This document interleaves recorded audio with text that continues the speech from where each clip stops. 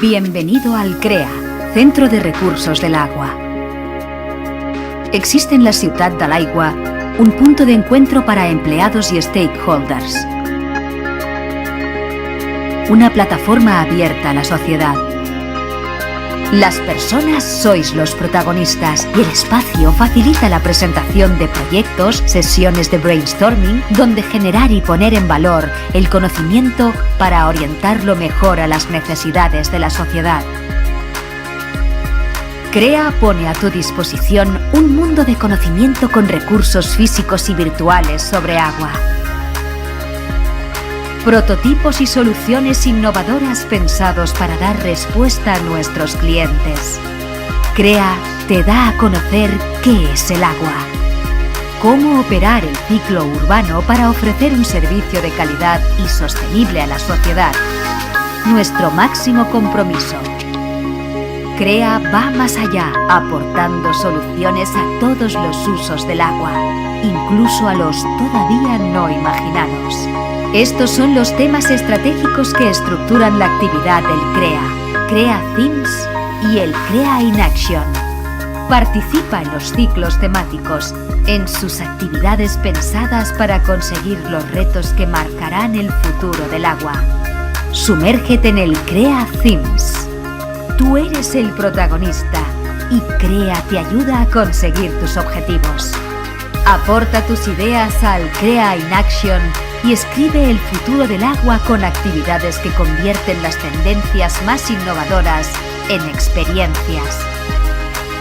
Nos vemos en el CREA, Centro de Recursos del Agua.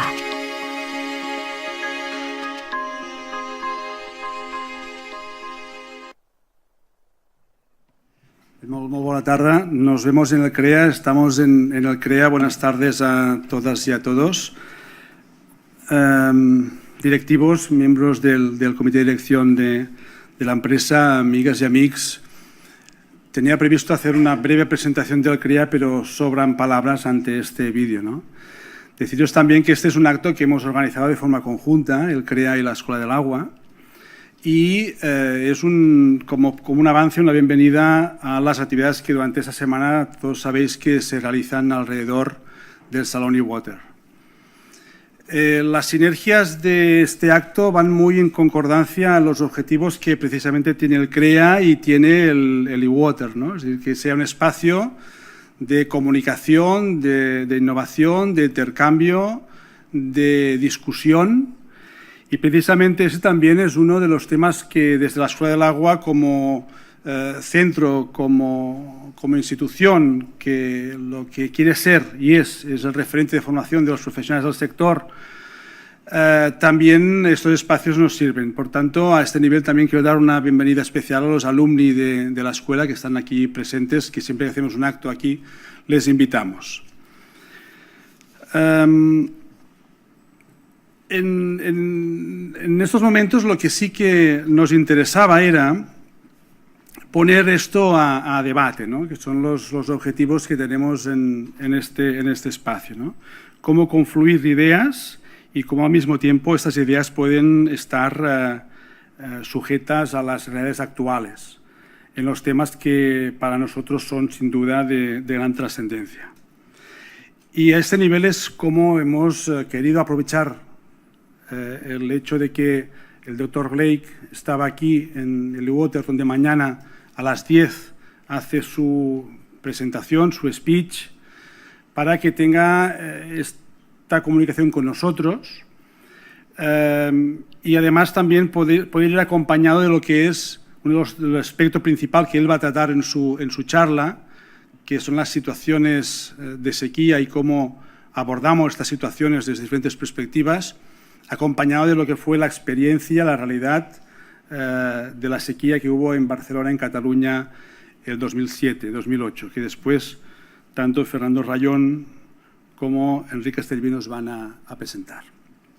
Sin más preámbulos, solo decirles que aquí están los hashtags del acto.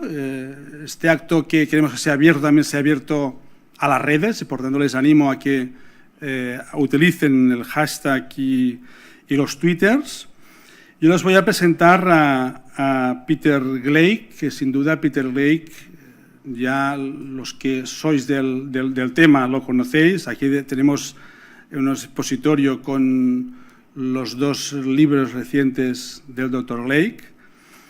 Él acuñó el término de la trayectoria suave del agua, ¿no?, que es un concepto que se aleja de las diferentes opciones más tradicionales, más pensadas en las construcciones de grandes obras hidráulicas, y que apuesta por otras formas basadas más en la conservación, la eficacia, la reutilización, lo que es la captación del agua, las posibilidades hidrológicas, diferentes técnicas culturales que se pueden aplicar y que existen y son posibles introducirlas en los diferentes enclaves. El doctor Gleick es cofundador en el año 1987 del Pacific Institute y actualmente es presidente emérito y al mismo tiempo director científico de este instituto, que es un instituto, como saben, de investigación líder mundial en los problemas y soluciones del agua. Peter Gleick es un experto en agua sostenible, cambio climático, derecho humano del agua y los conflictos derivados de lo que representa el agua. A la vez es miembro de la Academia Nacional de Ciencias de Estados Unidos. El doctor Gleick recibió el prestigioso premio Genius de MacArthur Fellowship. Es miembro de diferentes juntas directivas de revistas y numerosos organismos y es el autor de muchos artículos científicos y 9 libros. El doctor Gleick también imparte clases en las universidades de Yale y de California. Con el título de Adaptándose a la sequía, las soluciones sostenibles para los desafíos del agua, que es el lema de nuestro acto de hoy, quiero dar la bienvenida al doctor Gleick y pedirle que suba al escenario para que nos imparta su conferencia. Please, Mr. Gleick.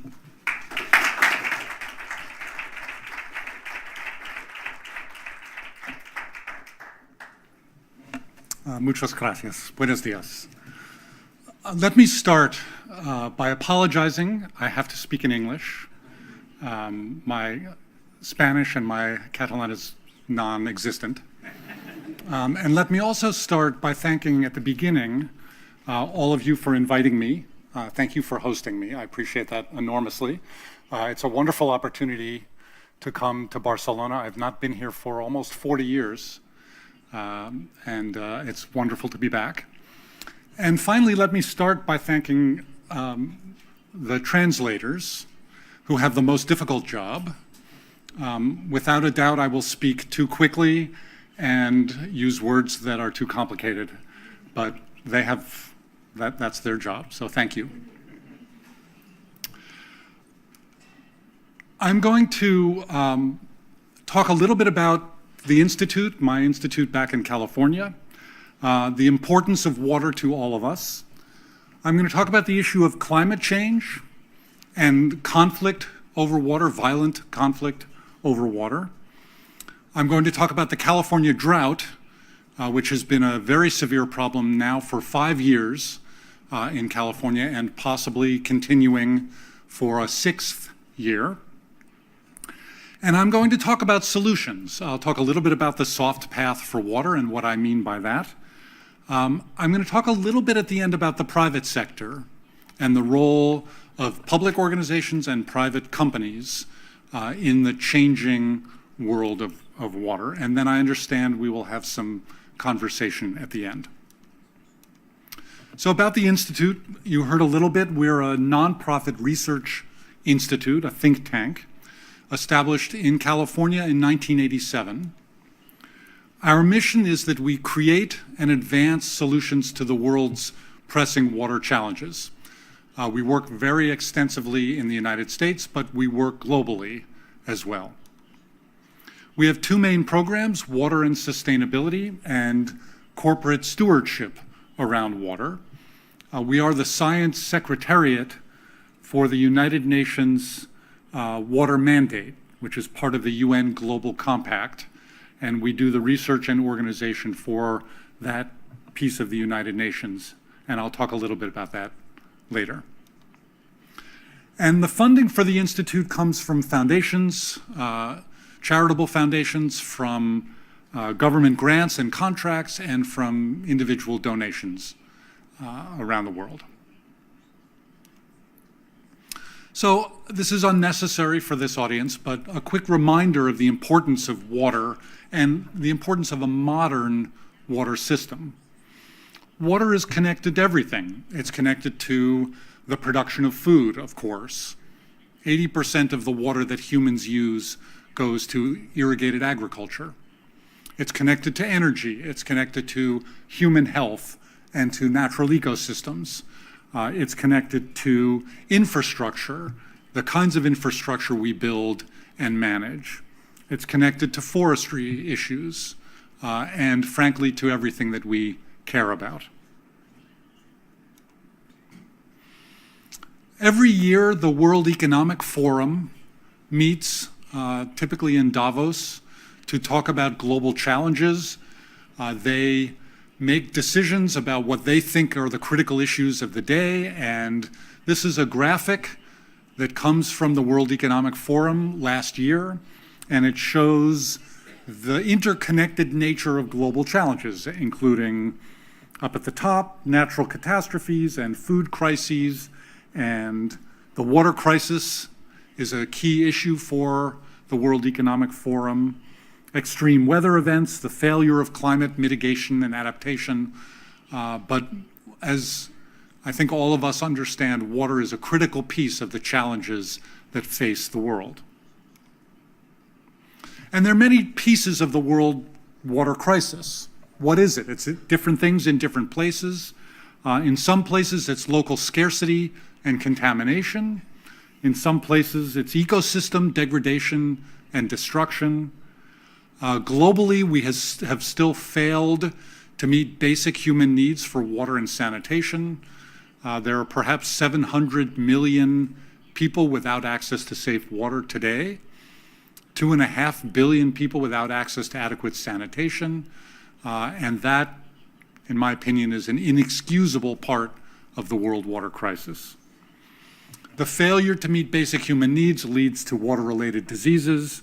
We see cholera still in many parts of the world, typhoid, dysentery, guinea worm, all of the diseases that are associated with our failure to provide safe water and sanitation. There are threats to both national security and international security. There are conflicts over water in many parts of the world. I'll talk more about that. And on top of all of this, we now have climate change, human-caused climate change. And climate change is a water issue as much as anything else. So let me talk a little bit more about climate change. We know that we're changing the climate. We know that humans are responsible. There is no doubt about that in the scientific community, even if there is occasional doubt in certain political communities, which we don't perhaps necessarily have to talk about. But we can. But let me talk about this. This is a graph that shows the atmospheric concentration of carbon dioxide in the atmosphere going back 800,000 years, almost 1 million years, from 800,000 years ago up to the present. These data come from ice cores, where they actually measure trapped atmospheres in the ice. And it shows many different things. It shows the atmospheric concentration of CO2 goes up and it goes down naturally. And when CO2 is higher, we're in an interglacial period, a warm period. And when CO2 is low, we're in an ice age. And this up and down of the natural variability of CO2 is natural climate change, and it's very well understood by climate scientists. I'll have to walk over here and point, but this is where we are today. Today we're at 400 parts per million of CO2 in the atmosphere, and that increase from the highs of natural climatic variability to 400 parts per million is human-caused climate change. That's the combustion of fossil fuels, the way we manage agriculture, all of the emissions of greenhouse gases. And climate change is already affecting water resources. The hydrologic cycle, evaporation, condensation, precipitation, runoff, that is the climate cycle. And we all learn about the hydrologic cycle in school. But as we change the climate, we are fundamentally changing the hydrologic cycle. We're changing temperature and the demand for water. We're changing precipitation patterns.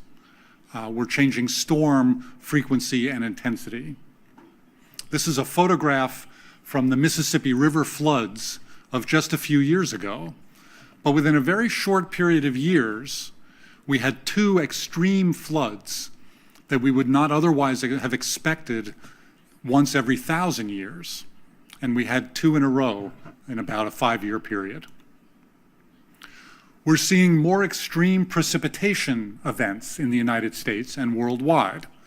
This is a graphic that shows the percent increase in extreme precipitation, the amount of precipitation that falls in the highest 1% of extreme rainfall.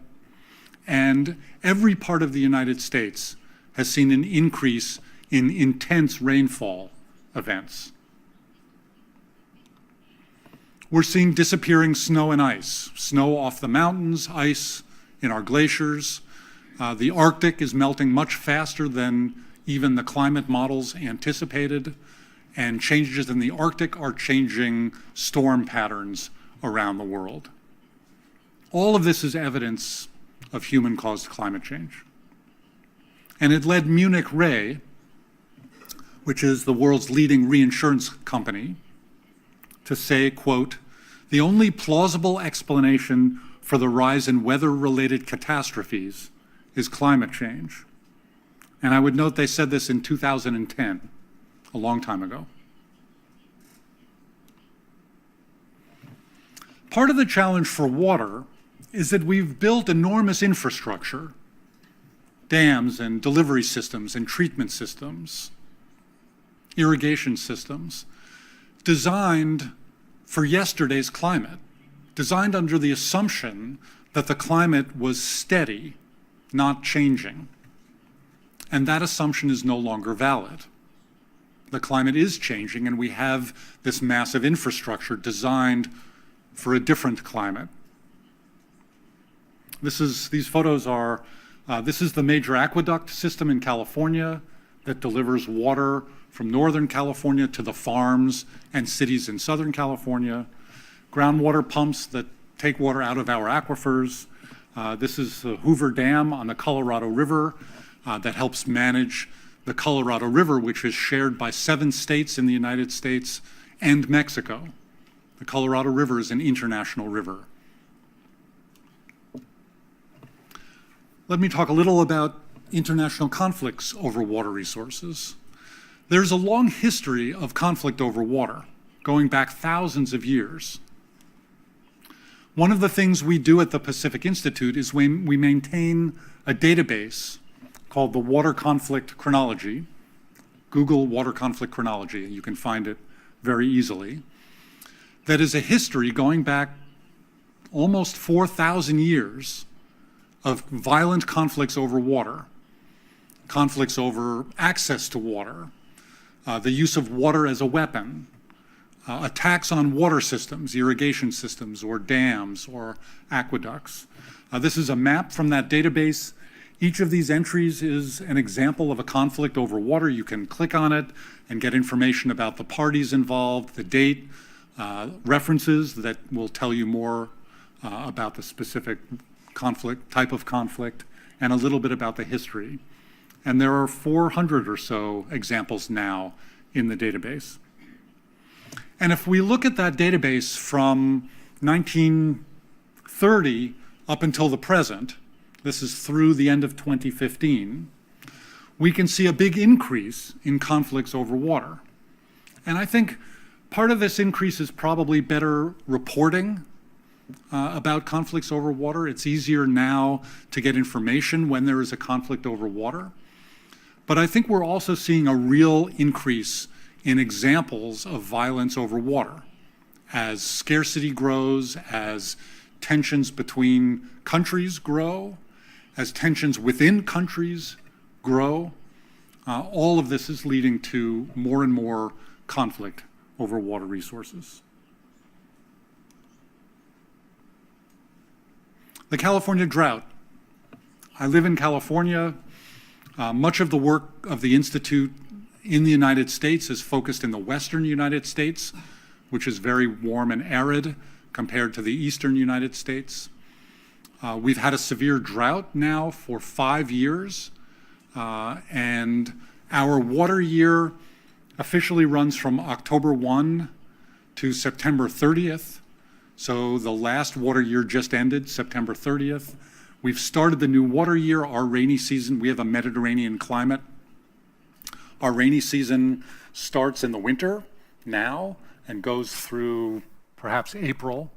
And so we hope that winter 2016 and early 2017 will be wet, but we don't know yet whether that will be the case. But California has many challenges. A little bit of background, we have droughts, we have floods, we have wet years and dry years like every part of the world. We have limited water availability. California is not a very water-rich region, much like Spain.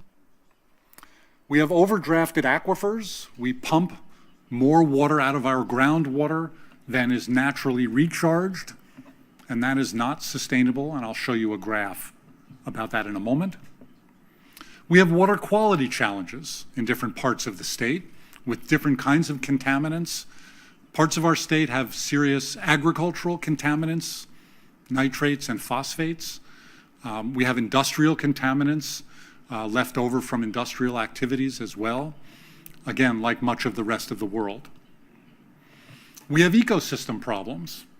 A big part of California's water challenge is the delta, that's the Sacramento and the San Joaquin River Delta, which is the two biggest rivers in California.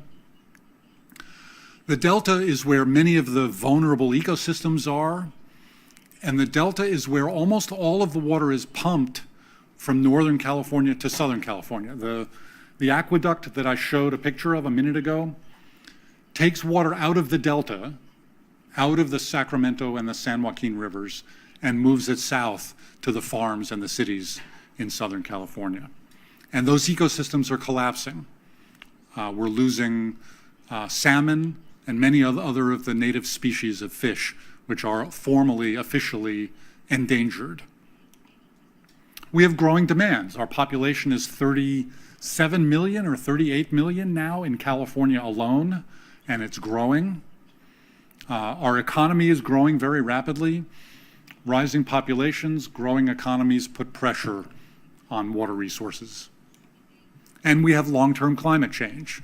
We're losing the snowpack in our mountains, the Sierra Nevada mountains.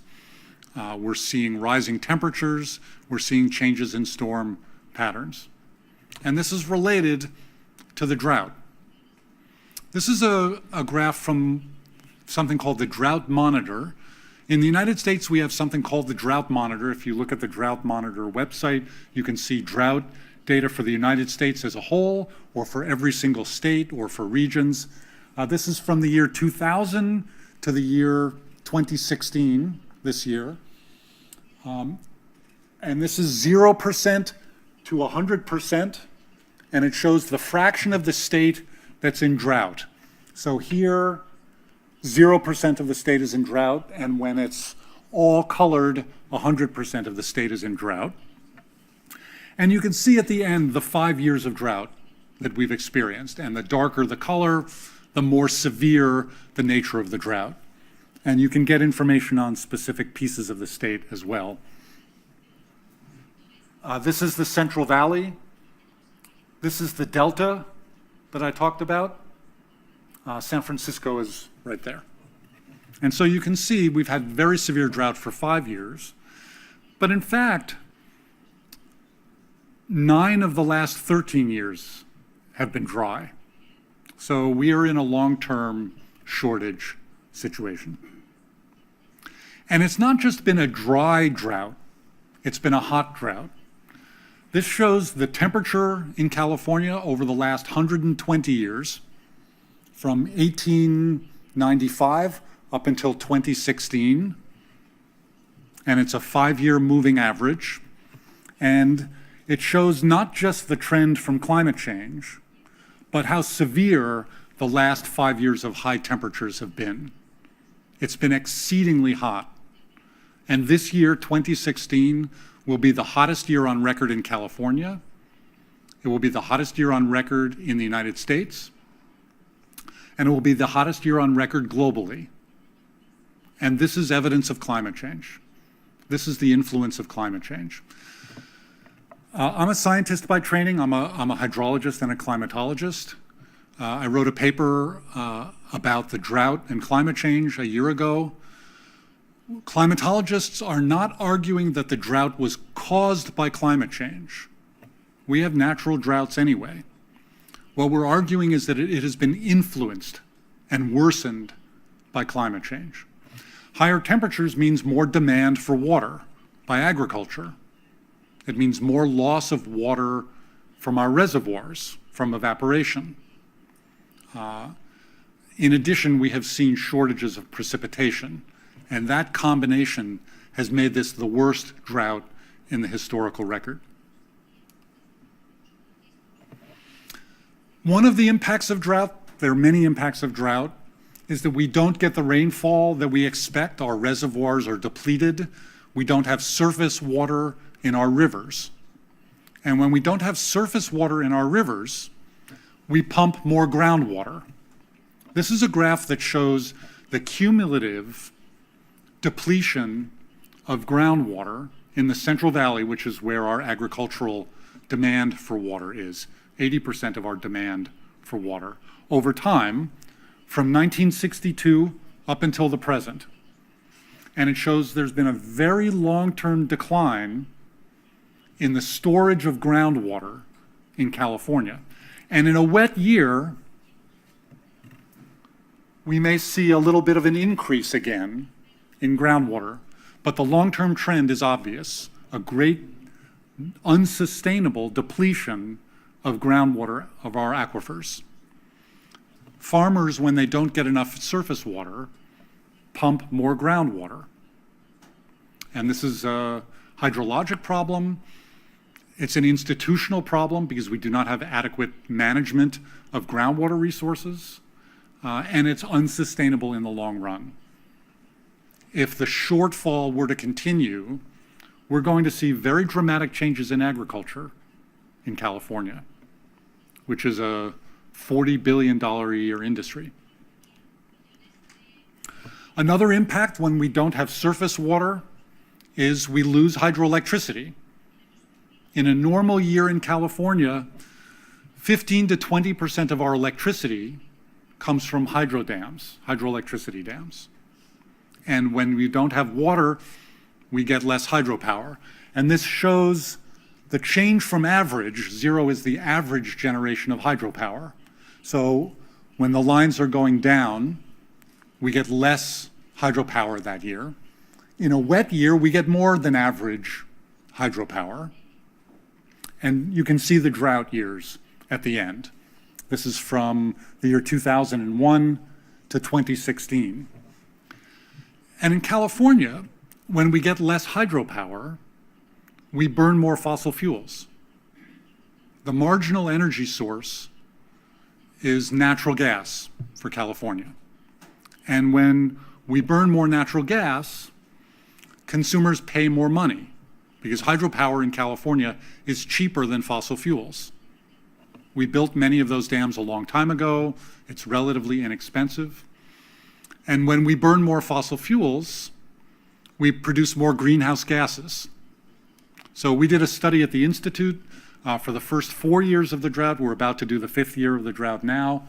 The first 4 years cost California ratepayers, customers, $2 billion in additional energy costs for more expensive natural gas. and increased our greenhouse gas emissions from the energy sector by about 10%. So climate change influences drought, drought influences energy, energy influences greenhouse gas emissions. This is not the cycle we want in California. And there are many other impacts of drought. Impacts on agricultural production, impacts on ecosystems and fisheries, impacts on forestry. Many of the trees in the Sierra Nevada now are dying or dead. That's going to lead to more forest fires in the future. All of these things are related to drought. So what do? How do we respond? The traditional response is what I've called the hard path for water. And the objective of the hard path for water is to deliver water, to meet demand, growing population, growing economy, growing demand for water. And we do that traditionally worldwide by building infrastructure, big dams, big aqueducts, centralized treatment systems, centralized distribution systems. We typically do that with centralized funding, large-scale government grants or bond measures. We often do it with centralized institutions, big water agencies, big utilities, engineering design. That's been the traditional approach. And the hard path has brought enormous benefits to our water systems. California would not exist without this kind of infrastructure. And there are many parts around the world where we need more of this kind of infrastructure, where floods and droughts are still not adequately managed because of a lack of infrastructure, where water quality is not dealt with because we haven't built water treatment and distribution systems. And we need much more of this in parts of the world. But I would like to argue that that's not alone enough, that we need to do some new things as well. And in California, this is a good example. This is a graph that shows the total amount of water stored behind the reservoirs we've built in California. My apologies, the units are acre-feet.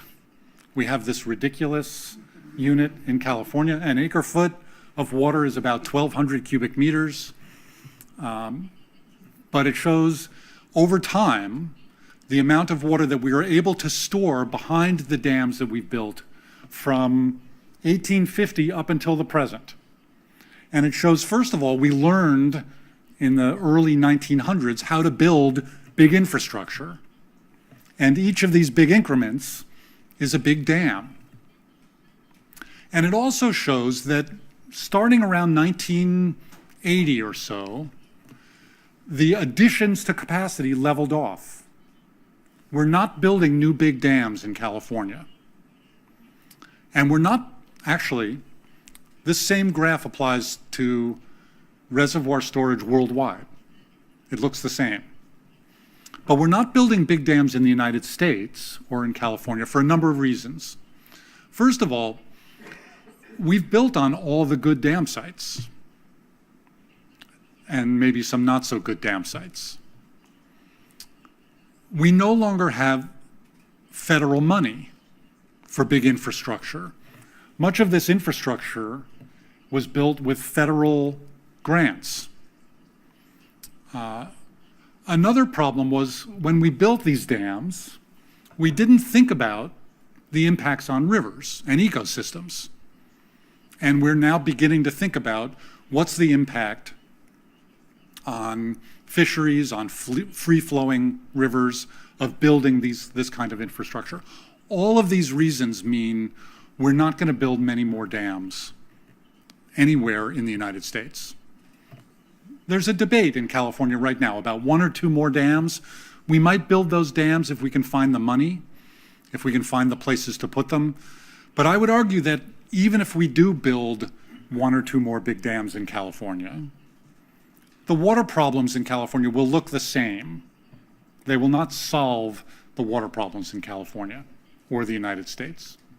So we're not going to solve the problems with the same solutions that we applied in the 20th century. But there is an alternative. There are other things that we are doing and need to be doing more. And one way to describe this is the soft path for water, where the objective is not to deliver water. The objective is to deliver services and the benefits that water provides. Let me back up for a minute before you make you read all that. If you think about this for a moment, we don't want water except for really fundamental basic human needs, for drinking, for cooking, for cleaning. What we want are water services. We want clean clothes.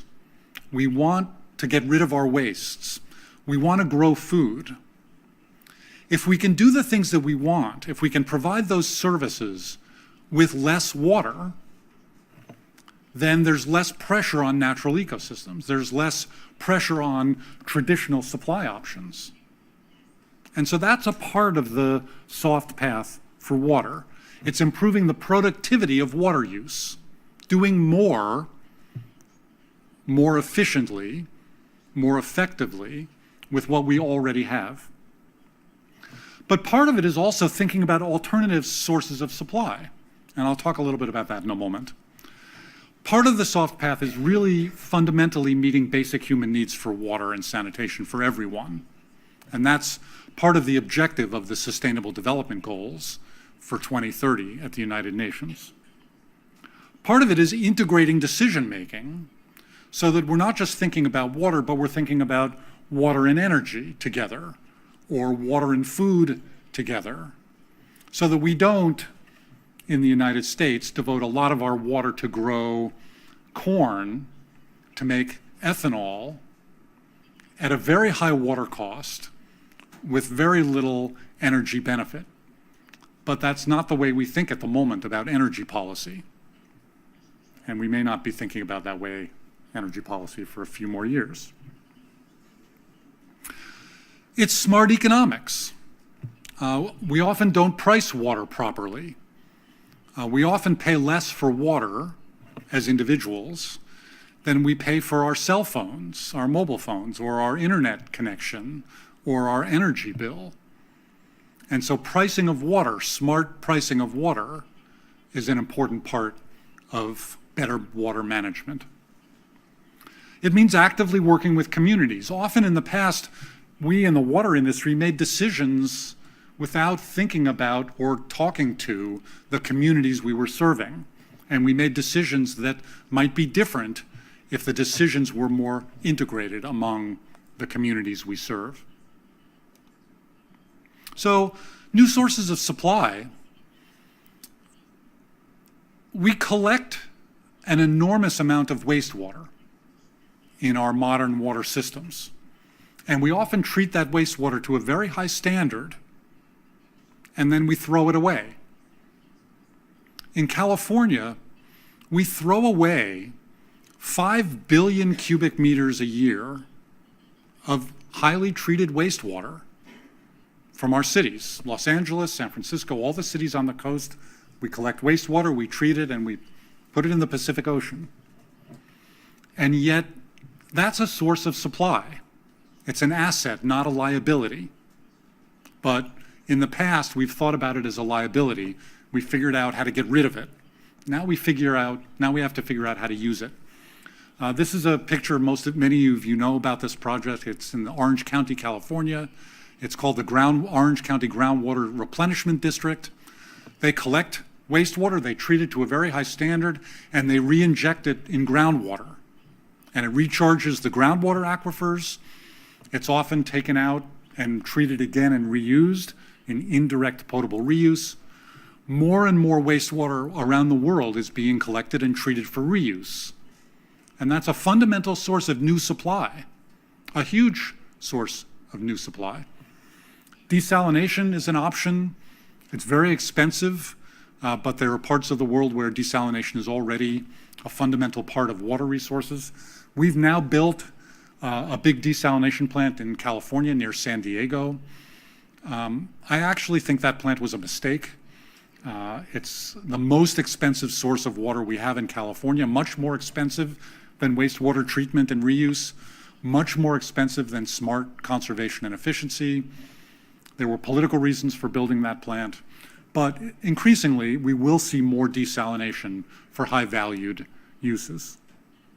Stormwater capture and reuse. This is a giant cistern that's been put in place under a park in Los Angeles to capture stormwater in that short rainy period that we have in California.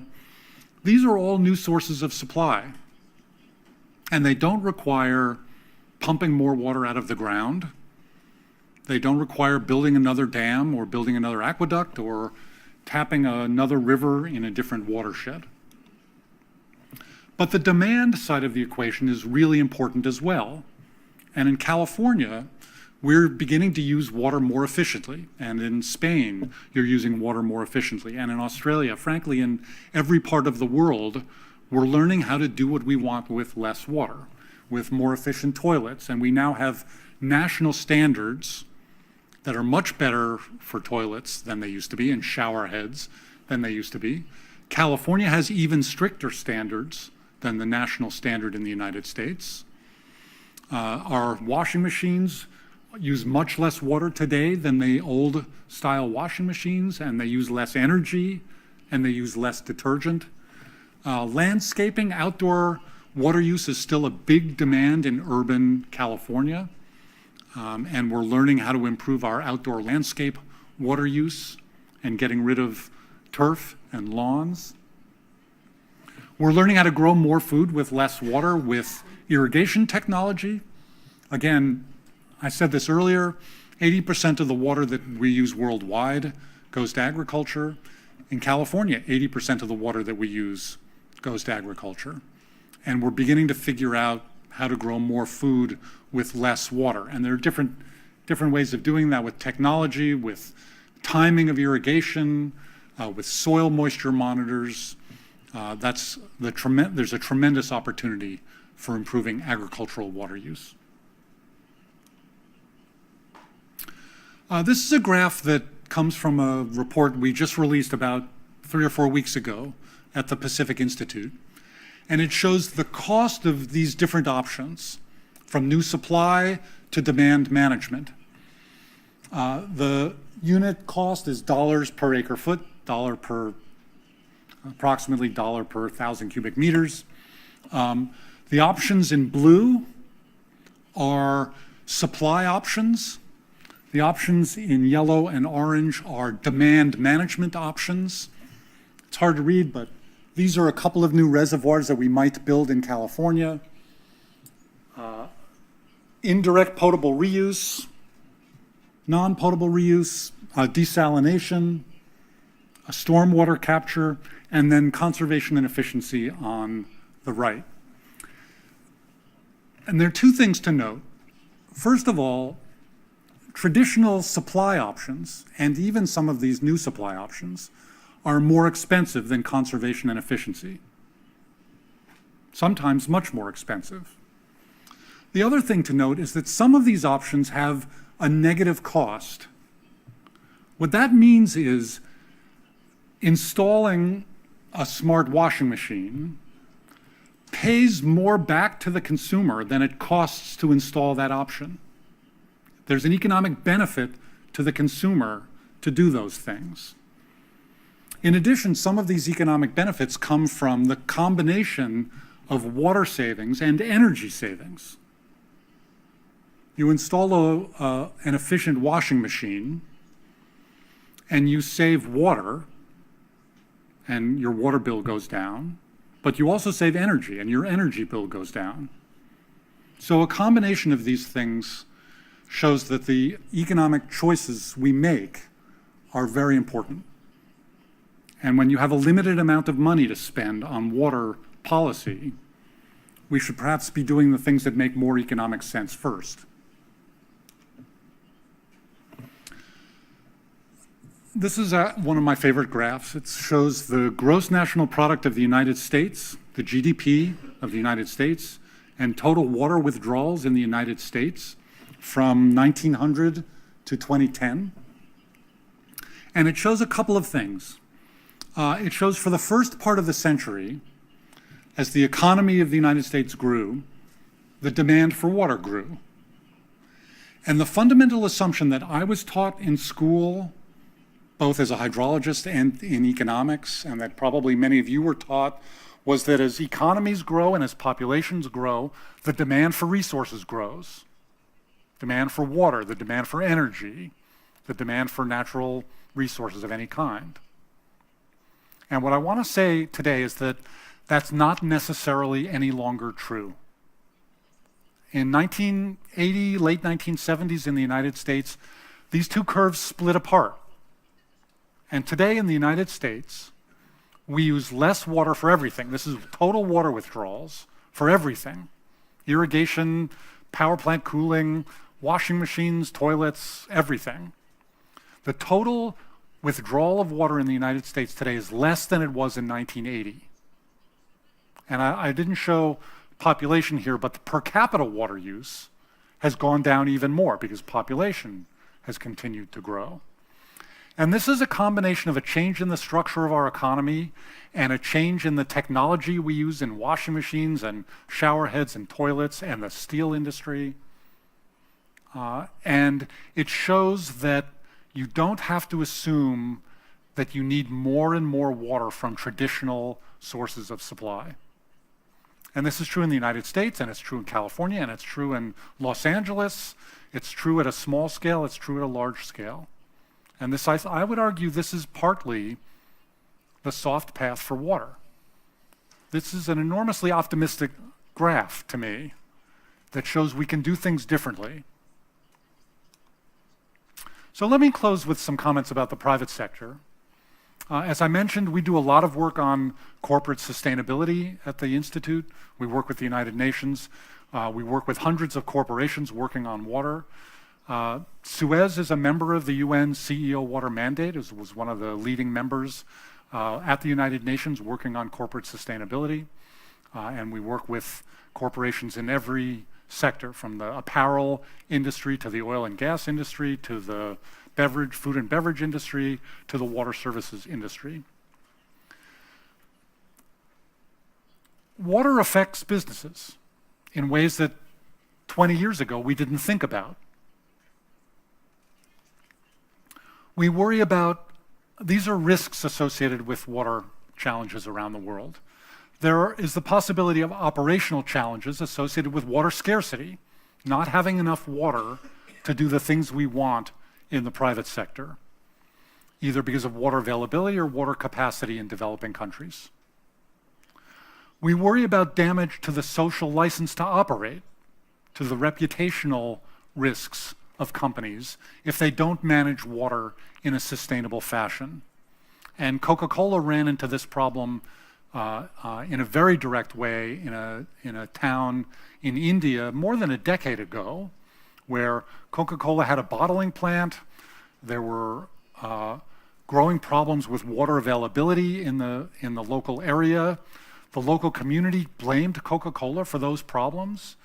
I don't think that was actually the case, but sometimes facts and reality are different. But it led to the withdrawal of the license to operate, the literal license to operate, for that bottling plant in the community. And that bottling plant was shut down. The cost to Coca-Cola, which had not communicated with the local community in the way that perhaps they do today, cost them probably $100 million. It was a very expensive lesson.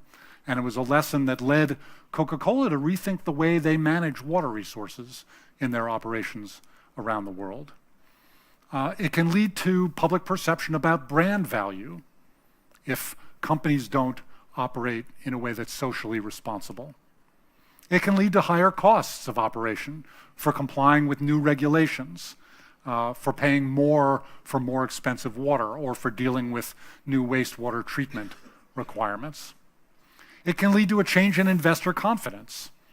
All of these things have led to a great increase in interest in corporate water stewardship around water issues, and to a rethinking of the way corporations manage their own direct use of water, the way they manage water in supply chains, the way they work with local communities. So some of the priorities in this field now that the UN is working on are developing guidance for corporate practices around water,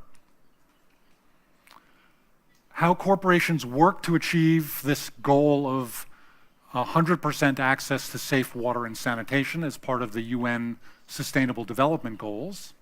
Corporations are playing an increasing role in that area as well. Thinking about this mismatch between use and supply, demand and supply. Ensuring that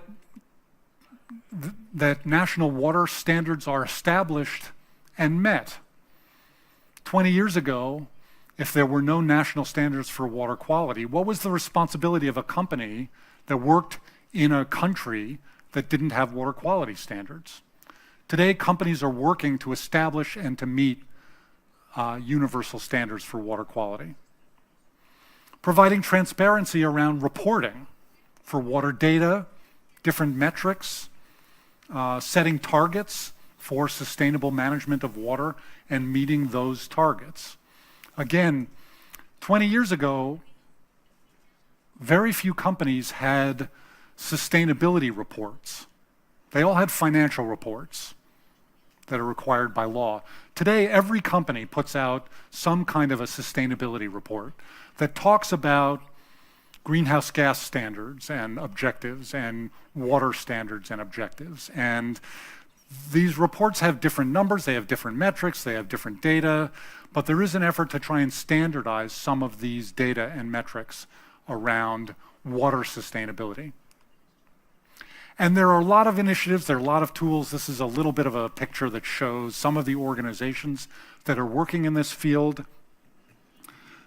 Series, the World Business Council on Sustainable Development, many of the UN organizations, the World Economic Forum that I mentioned, some of the big international environmental groups like the Worldwide Fund for Nature and the Association for Corporate Water Stewardship, the Carbon Disclosure Project, the World Resources Institute. All of these organizations are working with companies like Suez, like the UN CEO Water Mandate, to try and develop these kinds of standards. So in conclusion, I would argue it's time for a soft path for water. We need some of the things that we did in the 20th century. We need some more concrete infrastructure, literally concrete infrastructure. But we also need some new thinking. I would argue we're not just going to solve our water problems with the old ways that we applied. And we have to rethink what we mean by supply, and we have to rethink what we mean by demand. Both of those things are critical components of sustainability. We have to protect water quality, and we should match the quality of the water that we have with the quality of the water that we need for different purposes. Maybe we don't need to be flushing toilets with incredibly high-valued potable water. Maybe we don't need to be watering lawns with potable water. Maybe in California we don't need to be planting lawns. All of those things are important. We need to use smarter economic tools, better pricing, different kinds of subsidies, maybe new kinds of markets for water and water trading. All of those things are being explored in different parts of the world. We have to stop ignoring ecosystems and protect ecosystem health as a fundamental part of what we do. And we have to rethink our institutions. We have to rethink the way we manage water and public participation versus private participation and corporate water strategies. All of these together, I think, show a path toward more water sustainability. Water's connected to everything we do. I think there's lots of evidence that we have water challenges, that we're moving in many places in the wrong direction. But I would also like to argue that there are a lot of great examples out there. There are a lot of success stories. And the challenge for all of us is to see what's working and to figure out how to grow what's working, to move that to scale and to implement those success stories at a much wider level. Thank you very much.